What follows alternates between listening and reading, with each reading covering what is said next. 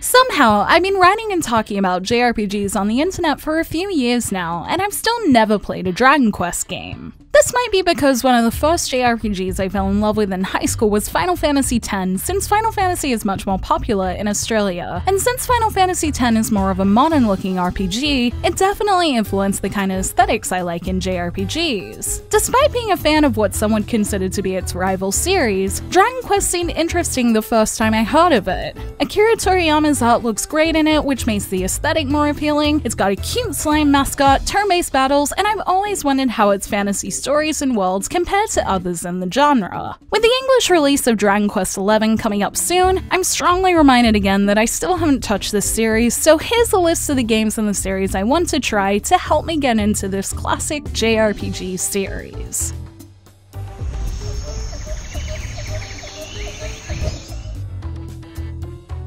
A lot of the games in the Dragon Quest series I know are often because of what I've been recommended, and Dragon Quest VIII is one I've been recommended a few times and seen people talk about fondly that stood out to me because it looks newer. Looking at its trailer, it looks like it could be enjoyable with its battle system that looks familiar enough to pick up, and I like the look of the characters with their designs that age well since this game was originally on PS2. Also appealing is that it has a 3DS version that has extra challenges and characters, so not only is playing it portably a big plus, getting the most out of this game while on the go sounds like a pretty good way to start one of these big JRPGs. With Dragon Quest VIII being a game I see pop up in best JRPG lists both in Japan and in the West, I'd like to see what the hype is about sometime.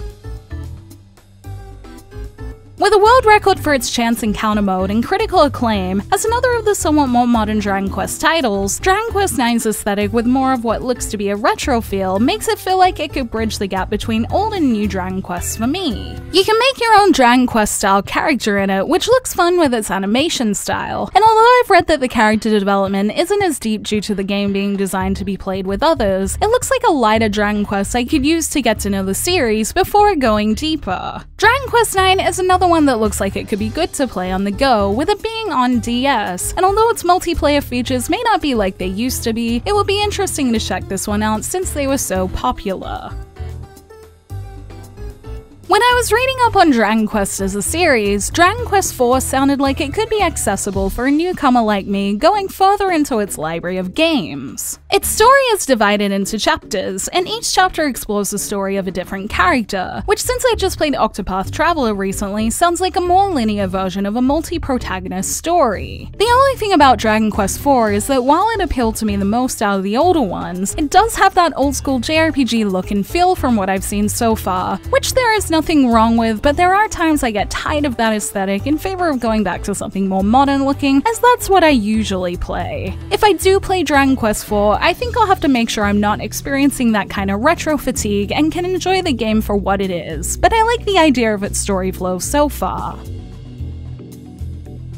Dragon Quest V is another in the series that's been recommended to me before, and like Dragon Quest IV, carries that more retro aesthetic. A few things appeal to me about it, such as the introduction of a monster collection mechanic in this edition, which as a fan of monster collecting titles like World of Final Fantasy and the Digimon games I appreciate. I also recognize some of the characters from this game like Bianca, so I wouldn't mind getting to know characters like her more since they seem to be used in spin-offs and artworks and I don't really know much about them. I watched the smartphone version trailer for Dragon Quest V and it didn't look like a bad smartphone port, which makes me consider getting it on my phone since I once played Final Fantasy I on iOS and got really addicted to it. But Dragon Quest V is also available for DS if I want to use a more traditional portable console instead. With what looks to be a world full of important Dragon Quest characters and fun JRPG mechanics, Dragon Quest V definitely seems to have a few things going for it and will be one I'll be keeping in mind.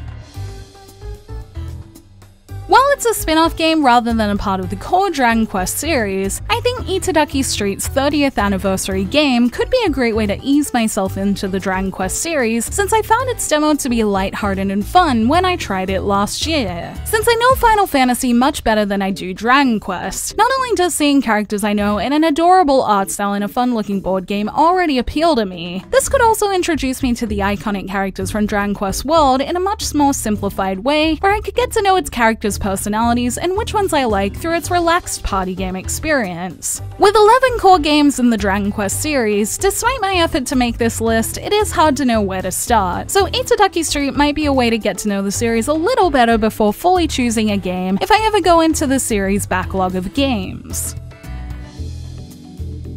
While it feels a little bit like cheating putting this in here since it's coming out so soon, and I'm pretty sure I'll be picking it up on day one, Dragon Quest XI received great reviews when it came out in Japan, and its modern graphics and systems would mean I wouldn't need to worry about anything looking or feeling dated while playing what looks like a fun new JRPG to play in September. On top of that, Dragon Quest XI looks really cool with a more polished version of the signature art style that's been used throughout the series, and it looks like a fun world with your typical JRPG mechanics in its turn-based system, but also other extra things like being able to fly dragons and the game having plenty of fun-looking mini-games. I'm planning to try Dragon Quest XI this month on PS4 as my first step into the series, although I do want to go into its backlog at some point still, and I hope that Dragon Quest XI acts as motivation to do so. As I prepare to try one of these Dragon Quest games that I've been wanting to try, I hope it lives up to the hype and makes me want to try the other games I mentioned in what seems to be an important and iconic JRPG series.